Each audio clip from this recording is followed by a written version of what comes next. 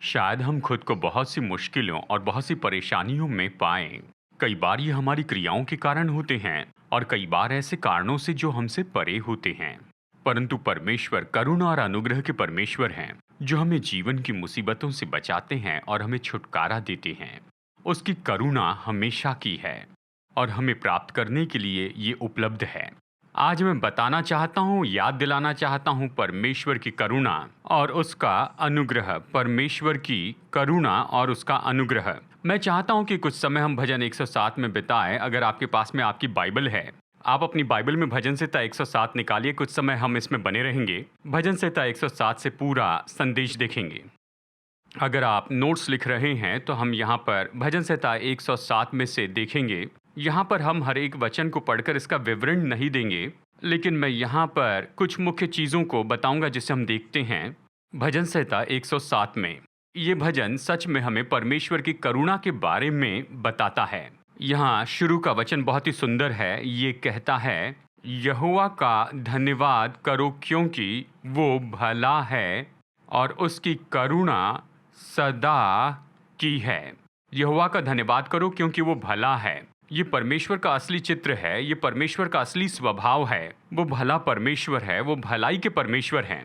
वो ऐसे परमेश्वर है जो हर समय भले हैं। वो कहता है परमेश्वर को धन्यवाद दे, वो भला परमेश्वर है। और जो आज मुझे सुन रहे हैं, मैं आपको याद दिलाना चाहता हूँ, ये तो बहुत ही सरल बातें हैं कि परमेश्वर भले परमेश्वर है। परमेश्वर आप पर क्रोधित नहीं है, परमेश्वर आप पर क्रोधित नहीं है, परमेश्वर बुरे नहीं हैं, वो भले परमेश्वर है। पुराने जमाने में प्रचारक कहा करते थे कि परमेश्वर भले परमेश्वर है और शैतान बुरा शैतान है। ये संडे स्कूल के वाक्य के जैसे सुनाई देता है, लेकिन हमें इस बात को स्वीकार करना ही होगा कि परमेश्वर भले हैं, वो भले हैं। प्रभु को धन्यवाद कहें। और फिर ये हमें बताता है कि उसकी करुणा सदा की है। अब मैं करुणा शब्द के बारे में आपको बताना चाहता हूँ। देखिए, ये करुणा शब्द इस पूरे भजन में, भजन संहिता 107, ये तो ऐसा भजन है जिसका पूरा जोर परमेश्वर की करुणा के ऊपर है। ये पूरा भजन हमें परमेश्वर की करुणा के बारे में बताता है। और अगर आप भजन संहिता 107 के अंतिम वचन को देखें, ये कहता है, जो कोई बुद्धिमान हो वो इन बातों पर गौर करेगा और यहोवा की करुणा के कामों पर ध्यान करेगा या उसे समझेगा। यानी इस भजन में ये करुणा शब्द जो है वो तो हिब्रू में, यानी इस पूरे भजन में इसका अनुवाद किया गया। यानी कई जगह पर इसे भलाई कहा गया है और कई जगह पर इससे दया या करुणा ये कहा गया। ये एक ही शब्द है। ये करुणा शब्द ये तो कई बार भलाई या फिर दया या प्रेमी करुणा कहा गया है। यानी इस पूरे भजन में बहुत सी जगह पर अगर आप देखें, यानी ये तो दोहराया गया है। हमने वचन 1 में देखा और वचन 8 में हम फिर से देखते हैं, लोग यहोवा की करुणा के कारण, ये वही शब्द है करुणा या दया, इसे एक दूसरे की जगह उपयोग किया गया। यहोवा के करुणा के कारण उसे धन्यवाद दे, वचन 8, और फिर वचन 15 में उसकी करुणा के लिए धन्यवाद, फिर वचन 21 में उसकी करुणा के लिए धन्यवाद दे, और फिर वचन 31 में उसकी करुणा के लिए धन्यवाद दे। जैसे हमने पढ़ा, अंतिम वचन में वो कहता है, ये भजन इसलिए लिखा गया ताकि आप उसकी प्रेमी करुणा को समझ सके,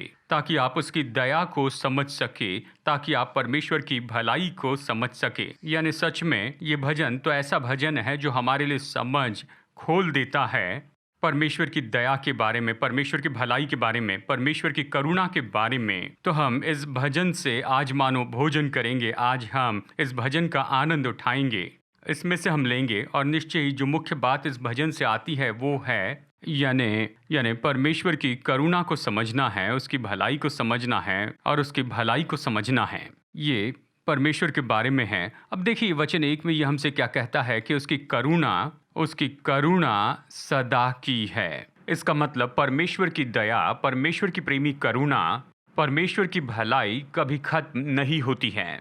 ये बनी रहती है, हर समय ये निरंतर रहती है। ये वहाँ पर बनी रहती है हमारे जीवन के उतार चढ़ाव में, जिन बातों में से हम अपनी जिंदगी में होकर जाते हैं। यानी हम ही हैं जो बदलते जाते हैं, हम ही बदलते हैं। हम ही वो हैं जो अपनी जिंदगी में अलग अलग बातों का अनुभव करते हैं, लेकिन एक बात है जो स्थिर है और वो तो परमेश्वर की दया है या परमेश्वर की भलाई है या परमेश्वर की प्रेमी करुणा है। अगर कोई आपकी बगल में बैठा है तो उनसे कहिए कि उसकी भलाई, उसकी जो दया है, उसकी जो करुणा है वो सदा की है। बस उनकी ओर मुड़कर आप उनसे कहिए उसकी करुणा सदा की है। और मैं सोचता हूँ कि हमें निश्चय इसे स्मरण करना चाहिए कि परमेश्वर की करुणा ये तो हमेशा की है, वो हमेशा बनी रहती है, वो कभी बदलते नहीं है। जैसे हम जानते हैं, जैसे विलाप गीत में कहा गया है कि उसकी करुणा हर सुबह नई होती है, मतलब ताज़ा होती है, वो पुरानी नहीं होती है। आपको कल का बाकी बचा हुआ नहीं मिलता है, आपको कल का बचा हुआ थोड़ा नहीं मिलता है, लेकिन वो तो ताज़ा होते हैं, वो बहुतायत के होते हैं। प्रतिदिन उसकी दया हर दिन नई होती है। तो अब यानी हम समझ गए हैं कि ये भजन परमेश्वर की करुणा के बारे में है। यहाँ ये बात तो बहुत ही दिलचस्प है कि इस भजन में यहाँ भजनकार जीवन के 4 परिस्थिति बताता है। मैं इसके लिए शब्द कहूँगा कि मुश्किलें, यानी जिसमें परमेश्वर के जो लोग हैं खुद को पाते हैं। और फिर वो बताता है कि कैसे परमेश्वर की करुणा काम करती है उन मुश्किलों में। अगर आप चाहें तो आप इसे देख सकते हैं, यह है 5 में। हम इसमें गहराई से नहीं देखेंगे, बस मैंने इसे बताया है। हम पहले 4 को देखने वाले हैं, इन मुश्किलों को। तो देखिए यहाँ पर ये क्या कह रहा है। ये भजनकार जो है वो यहाँ बता रहा है खास परिस्थिति या फिर कोई मुश्किल, यहाँ पर ये संकट शब्द का उपयोग करता है। और फिर ये बताता है कि परमेश्वर की दया हमारे लिए क्या करती है। आज हम यही करने वाले हैं। हम इन 4 मुश्किलों को या 4 परिस्थितियों को देखेंगे और देखेंगे कैसे परमेश्वर की करुणा हमारे लिए काम करती है उन परिस्थितियों में। देखिए, कुछ लोग हमें सुन रहे हैं, शायद हम एक या उससे भी ज़्यादा ऐसी परिस्थिति से जुड़ जाएंगे जो यहाँ पर भजन में बताई गई हैं। और मैं तो भरोसा करता हूँ कि ये केवल आपके लिए प्रोत्साहन की बात ही नहीं है, लेकिन ये आपके लिए परमेश्वर के वचन के रूप में आएगा, ये कहते हुए कि अगर आप ऐसी मुश्किलों में हैं या जीवन की ऐसी परिस्थिति में हैं, परमेश्वर की करुणा बिल्कुल तैयार है कि वही करे जो उनके लिए किया था बाइबल के समय में। वो बिल्कुल तैयार है कि उसे करें आपके और मेरे लिए यहाँ इस समय में। तो यहाँ पर मैं केवल 4 मुख्य शब्दों का उपयोग कर रहा हूँ कि हम इन मुश्किलों को पहचान ले। आप शायद दूसरे शब्द उपयोग कर लें, लेकिन ये यहाँ पर तो बस ऐसे ही बातचीत के उद्देश्य के लिए है। देखिए, पहली मुश्किल हम देखते हैं वचन 4 में। मैंने इन कुछ वचनों को छोड़ दिया है, हम पूरा भजन नहीं पढ़ रहे हैं, हम केवल इन 4 मुश्किलों पर गौर कर रहे हैं कि कैसे परमेश्वर की करुणा इन्हें बदलती है इन परिस्थितियों में। देखिए, पहला है, देखिए वचन 4 में ये कहता है, ये जीवन की असली परिस्थितियां हैं जिनका प्रभु के लोगों ने सामना किया। वे यानी परमेश्वर के लोग, वे जंगल में मरुभूमि के मार्ग पर भटकते फिरे और कोई बसा हुआ नगर न पाया। भूख और प्यास के मारे वे विकल हो गए। तब उन्होंने संकट में यहोवा की दुहाई दी और उसने उनको उनकी सारी सकेती से छुड़ाया और उनको ठीक मार्ग पर चलाया ताकि वे बसने के लिए किसी नगर को जा पहुंचे। लोग यहोवा की करुणा के कारण और उन अद्भुत कामों के कारण जो वो मनुष्यों के लिए करता है उसका धन्यवाद करें। यानी सबसे पहले वो यहाँ पर जंगल के बारे में कहता है। यानी देखिए, जंगल के बारे में क्या, देखिए जंगल तो ऐसी जगह है जहाँ पर हमारे जीवन के लिए जो बहुत ही ज़रूरी है, ऐसी चीज़ों को भी हम वहाँ पर प्राप्त नहीं करते। यहाँ पर वो बताता है कि वो तो जंगल में थे और उनके पास रहने के लिए कोई जगह नहीं थी, वो भूखे थे, वो प्यासे थे और वो विकल होने पर थे। मतलब ऐसी परिस्थिति में थे कि जो उनकी ज़रूरत थी, जो कि बुनियादी चीज़ें थी, वो उनके पास नहीं थी। और यही तो जंगल की परिस्थिति होती है। और मुझे पता नहीं कि शायद आप में से कोई है जो मुझे सुन रहा है, और हो सकता है कि आप अपने आप को ऐसे जंगल की परिस्थिति में देखते हैं जहां पर आपकी जो ज़रूरतें हैं, जो चीज़ें आपको बुनियादी रूप में चाहिए, उसके लिए कश्मकश हैं। इन लोगों के जैसे ही अब ये दिलचस्प बात कहता है, वो इसमें भटकते फिरे। मतलब ये तो ऐसा है मानो वो रास्ता भटक गए और उन्होंने खुद को इसमें पाया। ये नहीं कि उन्होंने वहां जाने की योजना बनाई, वो तो बस जा रहे थे और भटकते भटकते ऐसी जगह पर पहुंच गए और वो खुद को यहाँ जंगल में पाते हैं। तो उन्होंने क्या किया, ये यहाँ पर कहता है और आप इसे पूरे भजन में पाते हैं। इन चारों मुश्किलों को देखिए, लोग तो बस वही काम करते हैं।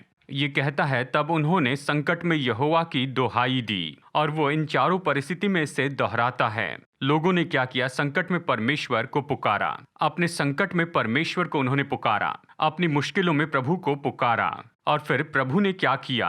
और फिर ये कहता है कि उसने उनको सकेती से छुड़ाया, सारे संकट से छुड़ाया, उससे बाहर निकाला, और फिर देखिए कहता है और उनको ठीक मार्ग पर चलाया। यानी ये फर्क है। शुरू में वो तो वहां पर दूसरे रास्ते पर भटक गए थे, लेकिन जब परमेश्वर ने काम किया तो उसने उनकी अगुवाई की। वो भटक नहीं रहे थे, उनकी अगुवाई की गई, और वो किसी वीरान जगह पर नहीं जा रहे थे जो उन्हें विनाश की ओर लेकर जाए, लेकिन वो उन्हें सही मार्ग में लेकर आते हैं। तो परमेश्वर उन्हें उनके जंगल से बाहर लाते हैं। कैसे? यानी सही मार्ग में उनकी अगुवाई करने के द्वारा।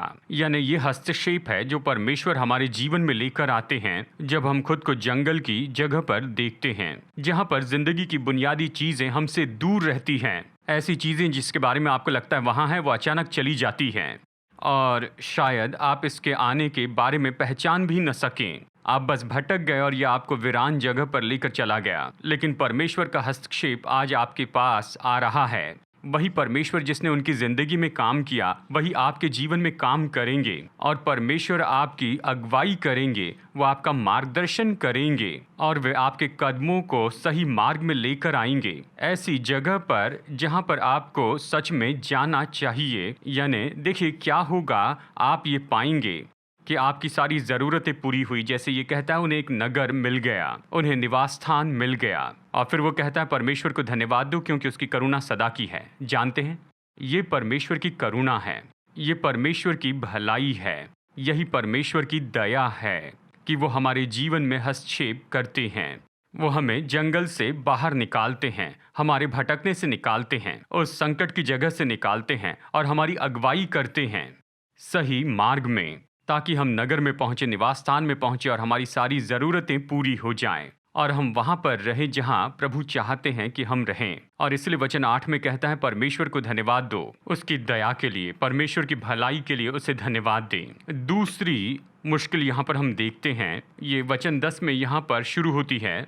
यहाँ हम इन कुछ वचनों को पढ़ेंगे। ये कहते हैं, जो अंधियारे और मृत्यु की छाया में बैठे हुए थे और दुख में पड़े और बेड़ियों से जकड़े हुए थे, इसलिए कि वे परमेश्वर के वचनों के विरुद्ध में चले और परम प्रधान की सम्मति को तुच्छ जाना। तब उसने उनको कष्ट के द्वारा दबाया और वे ठोकर खाकर गिर पड़े और उनको कोई सहायक न मिला। तब उन्होंने संकट में यहोवा की दुहाई दी और उसने सकेती से उनका उद्धार किया। उसने उनको अंधियारे और मृत्यु की छाया में से निकाल लाया और उनके बंधनों को तोड़ डाला। लोग यहोवा की करुणा के कारण और उन आश्चर्य कर्मों के कारण जो वो मनुष्यों के लिए करता है उसका धन्यवाद करें, क्योंकि उसने पीतल के फाटकों को तोड़ा और लोहे के बेड़ों को टुकड़े टुकड़े किया। अब इस दूसरी मुश्किल के लिए मैं अंधकार शब्द उपयोग करूंगा, ठीक है? यानी यहाँ लोग खुद को बड़े अंधकार में पाते हैं। वो वहां पर कैसे पहुंचे? ये यहाँ पर वचन 11 में कहता है कि वो परमेश्वर के वचन के विरुद्ध में बलवा किए।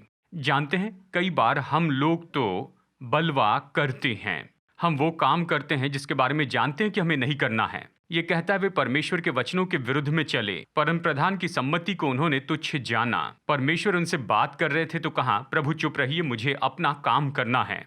कई बार हम लोग भी वैसे ही होते हैं, हम बलवा करके अपने तरीके से करना चाहते हैं। हम सोचते हैं हम परमेश्वर से ज्यादा बुद्धिमान हैं, यानी परमेश्वर को मेरी जरूरत के बारे में पता नहीं, प्रभु मैं इससे खुद निपट लूंगा, प्रभु जी आप बस बाहर रहिए। यानी इन लोगों ने ऐसा ही किया, परमेश्वर के वचन के विरुद्ध में बलवा किया और परमेश्वर की सम्मति को तुच्छ जाना। पर वो कहाँ पहुंचे? वचन 10 कहता है कि वो अंधियारे और मृत्यु की छाया में, यानी ये तो मृत्यु की छाया थी, और दुख में पड़े और बेड़ियों में जकड़े हुए थे। वो उसके कैदी थे, यानी वो जाल में फंस गए और अंधकार में वो फंस गए, मतलब आशाहीन जगह थी, वहाँ कोई ज्योति नहीं थी, यानी बंधे हुए थे, वो गुलाम थे।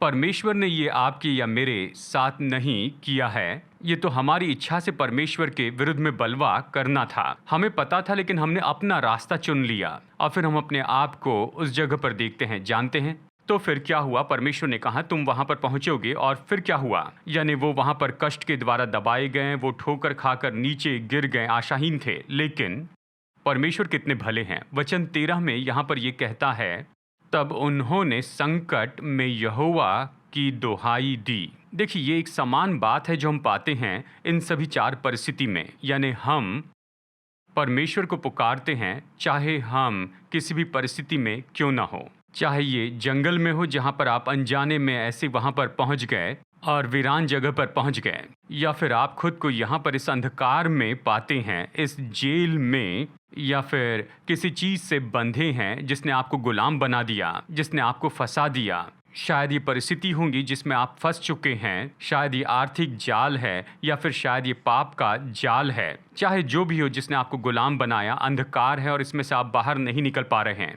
तो बस हम एक काम कर सकते हैं कि हम परमेश्वर को पुकार सकते हैं हमारे संकट में। और परमेश्वर की करुणा के लिए धन्यवाद। इस भजन का यही उद्देश्य है। ये हमें बताता है, तब उन्होंने संकट में यहोवा की दुहाई दी और उसने सकेती से उनका उद्धार किया। मैं चाहता हूं आप जान लें, चाहे आपकी परिस्थिति कितनी भी अंधकार की क्यों न हो, चाहे आप ये बात जान ले कि हाँ, ये मेरे कारण हुआ, मैंने बलवा किया है, मैं चाहता हूं आप जान लीजिए परमेश्वर की करुणा सदा के लिए है। आज ही आपके अंधकार के उस गड्ढे में हम भरोसे के साथ में कह सकते हैं कि परमेश्वर भले हैं और उसकी करुणा आपके लिए उपलब्ध है। आप चाहे सबसे नीचे की गहराई में हो, लेकिन फिर भी हम पूरे भरोसे के साथ कह सकते हैं उसकी करुणा आपके लिए उपलब्ध है। ऐसी कोई परिस्थिति नहीं है जो इतनी अंधकार की हो, ऐसी कोई परिस्थिति नहीं जो कि बहुत ही गहरी है, ऐसी कोई परिस्थिति नहीं जो कि आशाहीन है परमेश्वर की करुणा के लिए। ये कहता है, उन्होंने संकट में यहोवा की दुहाई दी और उसने उनका उद्धार किया, उन्हें बचा लिया। जानते हैं, कई बार हम ऐसा सोचते हैं कि परमेश्वर मुझसे कहेंगे कि तुम इसी लायक हो कि तुमने बलवा किया था। नहीं नहीं नहीं, उसने उन्हें बचाया। उनके संकट में प्रभु उनके पास आए और उन्हें उनके संकट या सकेती से बाहर निकाला। देखिए वचन 14 में, उसने उनको अंधियारे से निकाल लिया, मृत्यु की छाया से निकाल लिया और उनके बंधनों को तोड़ डाला। जिसने उन्हें बांध कर रखा था उसे तोड़ दिया। आप जान लीजिए, शायद आप महसूस कर रहे होंगे, मुझे जिन बंधनों ने गुलाम बनाया, इन बंधनों को कौन तोड़ेगा? जानते हैं, बाइबल आपको बताना चाहती है, स्वर्ग में परमेश्वर है जो भले परमेश्वर हैं, जो करुणा के परमेश्वर हैं। वो केवल भलाई और करुणा के परमेश्वर ही नहीं, वो महान सामर्थी हैं और उसकी करुणा उन हर एक बंधनों को तोड़ देगी जिसने आपको बांध रखा है, और उसकी करुणा आपको उस अंधकार से बाहर निकाल सकती है जिसमें आप खुद को पाते हैं। वचन 14 के, उसने उन्हें अंधियार से निकाला और उनके बंधनों को तोड़ डाला। और परमेश्वर आपके लिए भी आज बिल्कुल ऐसा ही करेंगे। आज वो सारे बंधन जिन्होंने आपको बांध के रखा था, वो आज गिर जाएंगे परमेश्वर की करुणा के कारण ही। और इसलिए वचन 15, लोग यहोवा की करुणा के कारण और उन आश्चर्य कर्मों के कारण जो वो मनुष्यों के लिए करता है, उसका धन्यवाद करें।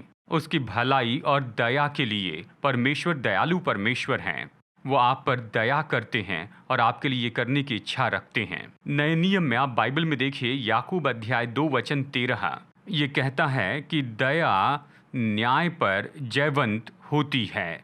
देखिए, कई बार लोग परमेश्वर को ऐसे बताते हैं जो कि क्रोधित है और वो लोगों का न्याय करना चाहते हैं, लेकिन नए नियम में पढ़े तो ये कहता है कि जो दया है वो न्याय पर जयवंत होती है। मैं चाहता हूं आप जान ले, आपकी मुश्किलों में अगर आप अपने आप को ऐसी परिस्थिति में पाते हैं, शायद आप कहें हाँ मेरे साथ में यही हुआ है, सुनिए, परमेश्वर की करुणा न्याय पर जयवंत हो जाएगी। परमेश्वर आप पर करुणा करने के लिए तैयार हैं और वो आपका न्याय नहीं करेंगे, लेकिन आपको वही करना है जो बाइबल कहती है कि इन लोगों ने किया, कि परमेश्वर के पास आकर उसे पुकारना है, परमेश्वर कर फिर कर उसे पुकारना है, मानना है, प्रभु जी मैंने बलवा किया है, प्रभु मैंने आपकी सम्मति को तुच्छ जाना, मैंने वचन का इनकार किया, मैं अपने रास्ते पर चला गया था। प्रभु मैं जानता हूँ आप ऐसे परमेश्वर हैं जो दयालु हैं, आप भले हैं और आपकी करुणा सदा की, इसलिए मैं आपको पुकारता हूँ और मैं आपको शाश्वती दूं। आपके जीवन में आप परमेश्वर के काम को होते हुए देखेंगे।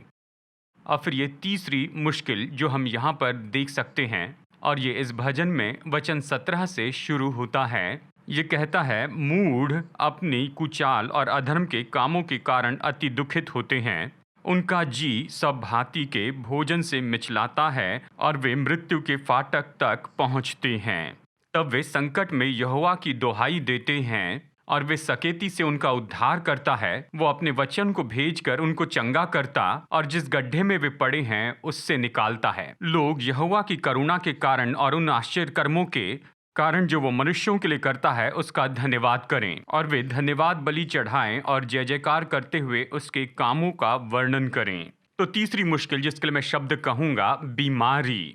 अब ये भजन हमें बताता है कि ये जो लोग जो कि मूर्ख थे और उनके पाप के कारण उन्होंने अपने आप को ऐसी जगह पर पाया जहां वो बीमार थे और वो तो अपना भोजन भी नहीं कर पाए और वो तो बिल्कुल मृत्यु के करीब थे, वो बिल्कुल मृत्यु शैया पर थे। अब यहाँ पर इस केस में ये बात तो सच है, हमें ये समझना होगा कि हर एक बीमारी पाप के कारण नहीं है। कई बार ये तो बस ऐसे ही है कि हम अपनी देह को अनदेखा करते हैं और हम ऐसे काम करते हैं जो नहीं करने चाहिए। यह हमारे शरीर को नुकसान पहुंचाता है और अवश्य हम अपने आप को ऐसी परिस्थिति में पाते हैं। लेकिन हम ये भी जानते हैं कि हर एक बीमारी जरूरी नहीं कि वो यानी हर एक शारीरिक समस्या या बीमारी पाप के कारण नहीं, शायद दूसरे कारणों से भी हो। लेकिन मैं इस बात पर यहाँ पर गौर करना चाहता हूँ कि ये जो लोग थे वो खा भी नहीं सकते थे, इतने बीमार थे और वो बिल्कुल मृत्यु शैया पर थे। वचन 18 कहता है, लेकिन उस पल में यानी उस दुख में उन्होंने परमेश्वर को पुकारा और परमेश्वर ने क्या किया? परमेश्वर ने उनके संकट से उन्हें छुड़ाया। वचन 20 कहता है कि उसने अपने वचन को भेजकर उनको चंगा किया। परमेश्वर ने अपना वचन भेजा और उन्हें चंगा किया। और फिर ये कहता है, यहोवा की करुणा के कारण और जो वो मनुष्य के लिए करता है उसके लिए उसको धन्यवाद करो। और मैं आपसे भी बिल्कुल यही बात कहना चाहता हूँ। देखिए, चाहे जो भी कारण क्यों ना हो कि ये बीमारी किस तरह से आई है, उसके कारण की चिंता मत कीजिए, उपचार के लिए प्रभु की ओर देखिए। शायद आप ऐसी जगह पर हैं जहां पर खाना भी मुश्किल हो गया है। शायद आप बिल्कुल मृत्यु शैया पर है, मृत्यु के करीब है जैसे यहाँ पर कहता है। लेकिन स्वर्ग के परमेश्वर हैं जो अपना वचन भेजते हैं और उसका वचन हमें चंगाई देता है। मैं इसी पर ध्यान देना चाहता हूँ। आज परमेश्वर का वचन आपके लिए भेजा गया है और परमेश्वर का वचन आपसे और मुझसे कहता है कि ऐसे परमेश्वर है जो करुणा में महान हैं, जो भले परमेश्वर है, जो प्रेमी करुणा के परमेश्वर हैं। और जब हम उसे पुकारते हैं तो वो अपना वचन भेजकर हमें चंगाई देते हैं, वो हमें तंदुरुस्ती में वापस लाते हैं ताकि हम उसे दे सकें, धन्यवाद के बलिदान चढ़ा सकें। और इस संदेश के बाद में जब हम प्रार्थना करेंगे तो हम इसी की अपेक्षा करेंगे कि परमेश्वर जो यहोवा राफा है, परमेश्वर जो कि चंगाई दाता हैं, क्योंकि वो भले परमेश्वर हैं, क्योंकि वो दयालु परमेश्वर हैं, वो दया के परमेश्वर हैं, वो आपको चंगाई देंगे अपने वचन की सामर्थ के द्वारा जो आज इस माध्यम से आपके पास में आता है। परमेश्वर का वचन आपके लिए चंगाई लाएगा। और आखिरी मुश्किल जो भजन संहिता 107 में हम देखते हैं, ये वचन 23 से शुरू होती है। ये उन लोगों के बारे में कहता है जो लोग जहाज़ों में समुद्र पर चलते हैं और महासागरों पर होकर व्यापार करते हैं। वो यहोवा के कामों को, उन आश्चर्य कर्मों को जो गहरे समुद्र पर करता है उसे देखते हैं। क्योंकि वो आज्ञा देता है तब प्रचंड बयार उठकर तरंगों को उठाती है। वे आकाश तक चढ़ जाते हैं और फिर गहराई में उतर आते हैं और क्लेश के मारे उनके जी में जी नहीं रहता है। वचन 27, वे चक्कर खाते और मतवाले की भांति लड़खड़ाते हैं और उनकी सारी बुद्धि मारी जाती है। तब वे संकट में यहोवा की दुहाई देते हैं और वो उनको सकेती से निकालता है। वो आंधी को शांत कर देता है और तरंगे बैठ जाती हैं। तब वे उनके बैठने से आनंदित होते हैं और वो उनको मनचाहे बंदरगाह में पहुंचा देता है। वचन 31, लोग यहोवा की करुणा के कारण और उन आश्चर्य कर्मों के कारण जो वो मनुष्यों के लिए करता है उसका धन्यवाद करें और सभा में उसको सराहें और पुरनियों की बैठक में उसकी स्तुति करें। यानी जो चौथी मुश्किल है उसका संबंध तो व्यापार से है। मैं व्यापार शब्द उपयोग कर रहा हूँ, आप कोई और शब्द उपयोग कर सकते हैं। ये उन लोगों के बारे में कहता है जो कि व्यापारी हैं, जो कि अपने जहाज पर हैं और वो तो समुंदर में हैं और वो अपने व्यापार के लिए निकल पड़े हैं। और हो सकता है कि शायद आप और मैं ऐसा काम नहीं करते हैं, हमारा व्यापार तो शायद कुछ और हो सकता है। यानी शायद आप आईटी इंडस्ट्री में काम कर रहे होंगे, शायद आप पढ़ाई के क्षेत्र में काम कर रहे होंगे या फिर किसी और क्षेत्र में। लेकिन यहाँ पर ये कहता है कि जैसे ये व्यापारी समुद्र में बाहर निकलते हैं, ये सामान्य बात है, वो अक्सर ऐसा ही करते हैं। लेकिन अचानक ऐसे तूफान का सामना करते हैं जो बहुत बड़े हैं और इसके कारण वो यहाँ वहाँ हिलाए जाते हैं। और फिर यहाँ पर ये कहता है वचन 27 में कि उनकी सारी बुद्धि मारी जाती है, मतलब उन्हें पता नहीं होता है कि क्या करें। यानी हम नहीं जानते हैं कि ऐसी परिस्थिति से हम कैसे निपटें। यानी हम इसे करते आए हैं, कई साल से इसे करते आए हैं, लेकिन हम अब ऐसी परिस्थिति में हैं कि हमारी समझ में कुछ भी नहीं आ रहा है कि हम इससे कैसे निपटें। तो फिर उन्होंने क्या किया? वचन 28 कहता है तब वे संकट में यहोवा की दुहाई देते हैं और वो उनको सकेती से निकालता है, वो आंधी को शांत कर देता है। तब वो उनको उनके मनचाहे बंदरगाह में पहुंचाता है, उनकी मंजिल तक पहुंचाता है। जानते हैं, हम जिन बातों में से होकर जा रहे हैं, ऐसे बहुत से लोग हैं, प्रोफेशनल्स हैं, जो कि प्रभावित हुए इस महामारी से पूरे संसार में, दुनिया में, जो उसके द्वारा प्रभावित हुए हैं। और शायद हम में से कुछ लोग हैं जो इस संदेश को सुन रहे हैं। आप अपने आप को ऐसी परिस्थिति में पाते हैं, आप कहेंगे ये मेरे लिए सच है, कई साल से मैंने ऐसे ही किया, लेकिन इस समय मैं अपने आप को एक तूफान के बीच में देखता हूँ और मैं अंत में पहुँच गया हूँ। मुझे यानी कुछ भी समझ में नहीं आ रहा है, लगता है मैं बीमार पड़ जाऊंगा लहरों और तूफानों के कारण। और अवश्य ही यहाँ पर मैं एक उपमा के रूप में कह रहा हूँ, लेकिन सच में क्या हो रहा है आपके क्षेत्र में या काम में या फिर आपके इंडस्ट्री में, व्यवसायिक जीवन में, ऐसे ही दिखाई दे रहा है और आप अंत में पहुंच गए। आप कह रहे हैं प्रभु मुझे पता नहीं कि ये सब क्या है, पर बाइबल कहती है उन्होंने संकट में परमेश्वर को पुकारा और परमेश्वर ने उनके विनाश से या विपत्ति से उन्हें छुड़ाया। हम विश्वास करते हैं कि प्रभु हमारे लिए यही करेंगे। जब हम बिल्कुल अंत में पहुंचते हैं, हमें पता नहीं होता है कि हम क्या करें। प्रभु ये परिस्थिति मेरे लिए बहुत ज़्यादा है, मैं इसका कुछ अनुमान नहीं लगा सकता हूँ, पता नहीं इस परिस्थिति से कैसे निपटूं, मुझे पता नहीं इस समस्या से मैं कैसे बाहर आऊं। इसके लिए उत्तर है, ये परमेश्वर की करुणा है, ये परमेश्वर है जो उपलब्ध है कि हमारे जीवन में काम करें। मैं आप में से हर एक को प्रोत्साहित करता हूं कि हमारे परेशानी के समय हम परमेश्वर को पुकारते जाएं। और ध्यान दीजिए, वो तूफान को शांत करते हैं और वो लहरों को शांत करते हैं और वो उन्हें बंदरगाह पर पहुंचाते हैं। परमेश्वर आपके तूफान को शांत करेंगे, लहरों को शांत करेंगे और वो आपको बंदरगाह पर पहुंचाएंगे, आपकी आशीष की जगह पर, आपकी भलाई की जगह पर। परमेश्वर इसे करेंगे। तो आज हम प्रार्थना करेंगे और इस भजन में ऐसा बहुत कुछ है, हमने इस पूरे भजन को नहीं देखा है। वचन 39 में आप यहाँ पर 5वीं परिस्थिति देख सकते हैं जो विपत्ति के बारे में बताता है। लेकिन मैं चाहता हूँ कि आप इन 4 मुश्किलों के बारे में देखिए। यानी चाहे ये जंगल की परिस्थिति हो या चाहे ये अंधकार की परिस्थिति हो या फिर ये बीमारी की परिस्थिति हो या चाहे ये दफ्तर या फिर व्यापार की परिस्थिति हो, स्वर्ग में परमेश्वर है जो तैयार है कि आप में काम करें। हमें बस यही करना है कि हम उसे पुकारते जाएं अपने संकट के समय में, और वो सच में योग्य हैं और इच्छा रखते हैं अपनी करुणा के कारण हस्तक्षेप करें। यहोवा की करुणा के कारण उसका धन्यवाद करो और उसकी करुणा सदा की है। मैं चाहता हूं कि हम सब ये कहें, आइए हम इसे कहें और ये माने कि परमेश्वर कौन है, ताकि हम खुद को शाश्वती दे सकें परमेश्वर की भलाई के लिए, परमेश्वर की करुणा के लिए और परमेश्वर के अनुग्रह के लिए। तो आइए एक साथ हम इसे कहते हैं, ओ परमेश्वर को धन्यवाद दे क्योंकि वो भला है और उसकी करुणा तो सदा की है। तो परमेश्वर की कृपा के लिए और उसके अनुग्रह के लिए धन्यवाद दें। तो परमेश्वर की करुणा में परमेश्वर हमें रोकते हैं उस न्याय को पाने से जिसके हम लायक थे। ये परमेश्वर की करुणा है। देखिए, बाइबल में एक महत्वपूर्ण सिद्धांत है। ये कहती है कि जो मनुष्य बोता है वही वो काटेगा। ये व्यवस्था है। यानी अगर हमने जो भी गलत बोया है उसकी कटनी करनी है तो हम बड़ी परेशानी में फंसेंगे। लेकिन परमेश्वर की करुणा है। यहीं पर परमेश्वर की करुणा आती है और कहती है तुमने बहुत सी बुरी चीजें बोई हैं, लेकिन मेरी करुणा उसका न्याय करेगी। यानी दया न्याय पर जयवंत होती है। यही परमेश्वर की दया है जो हम जिस न्याय के लायक थे उसे पाने से रोकती है। और परमेश्वर का अनुग्रह है। ये परमेश्वर की करुणा और उसकी भलाई की सामर्थ है। परमेश्वर का अनुग्रह वो हमें देता है जिसका हम लायक नहीं थे।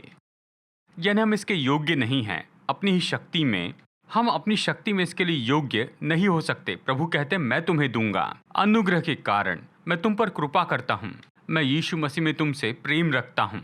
ये परमेश्वर का अनुग्रह है। हम जिसके लायक नहीं थे वो हमें देता है। यानी करुणा हमें रोक कर रखती है कि जिस न्याय के हम लायक थे उससे बचाए। और परमेश्वर का अनुग्रह हमें वो देता है जिसके हम योग्य नहीं थे। हमारे परमेश्वर भले परमेश्वर है। वो करुणा और अनुग्रह के परमेश्वर हैं। और आज जैसे हम अपने दिल को तैयार करते हैं कि हम प्रार्थना करें और प्रभु को पुकारें, मैं चाहता हूं कि हम एक अपेक्षा के साथ में इसे करें और इस शाश्वती के साथ कि परमेश्वर आपके जीवन को स्पर्श करेंगे अपनी करुणा और अनुग्रह से। तो आइए एक साथ इसे कहते हैं, परमेश्वर मेरी जिंदगी को छू लेंगे अपनी करुणा और अनुग्रह से। इसे एक बार और कहते हैं, परमेश्वर मेरे जिंदगी को छू लेंगे अपनी करुणा और अनुग्रह से। परमेश्वर पक्षपात नहीं करते हैं। आपसे उतना ही प्रेम करते हैं जैसे आपके पड़ोसी से करते हैं या आपके बगल वाले व्यक्ति के जैसे। वो आपसे प्रेम करते हैं, उसकी करुणा और उसका अनुग्रह वो आपके पास आएगा।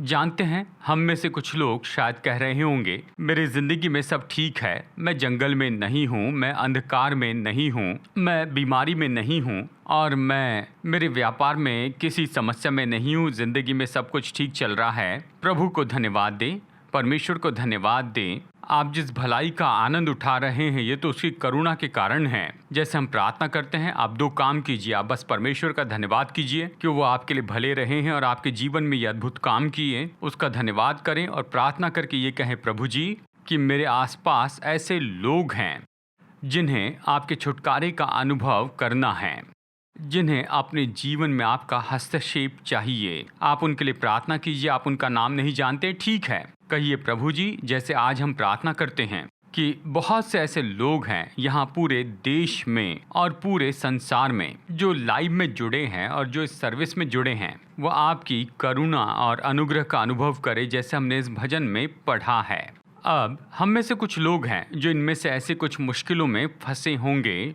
शायद हम में से कुछ लोग जंगल की परिस्थिति में हो जहाँ पर जीवन के लिए आवश्यक चीज़ें हमारे पास से दूर हो। शायद कुछ लोग अंधकार की परिस्थिति में हैं जो कि बंधन में हैं और हम वहाँ पर अपनी ही गलतियों के कारण पहुँचे हैं। शायद हम में से कुछ लोग बीमारी में पड़े हैं, ऐसी परेशानी की स्थिति में हैं। और शायद कुछ लोग दफ्तर में मुश्किल में हैं, व्यावसायिक जीवन में। पर जैसे हम प्रार्थना करेंगे, चाहे आपकी जो भी परिस्थिति हो, परमेश्वर का वचन आपके लिए सच्चा है कि प्रभु हस्तक्षेप करेंगे। मैं प्रार्थना करूंगा।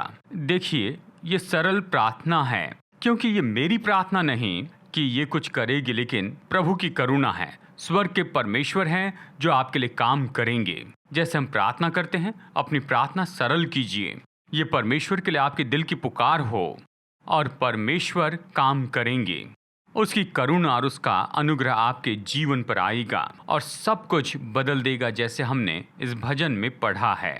आइए प्रार्थना करते हैं। पिता, हम प्रार्थना करते हैं यहाँ पर ऐसे बहुत से लोगों के लिए जो कि इस सभा में जुड़े हुए हैं और शायद वो अपने आप को ऐसे बहुत ही मुश्किल परिस्थिति में पाते हैं, जीवन की ऐसी परिस्थिति में पाते हैं, चाहे ये जंगल की परिस्थिति हो, चाहे ये अंधकार की परिस्थिति हो, चाहे ये बीमारी की परिस्थिति हो, चाहे ये व्यापार या दफ्तर की स्थिति हो या और कुछ हो जिसके बारे में आज हमने नहीं बताया है, जहाँ पर ये खुद को पाते हैं और ये तो परेशानी का समय है।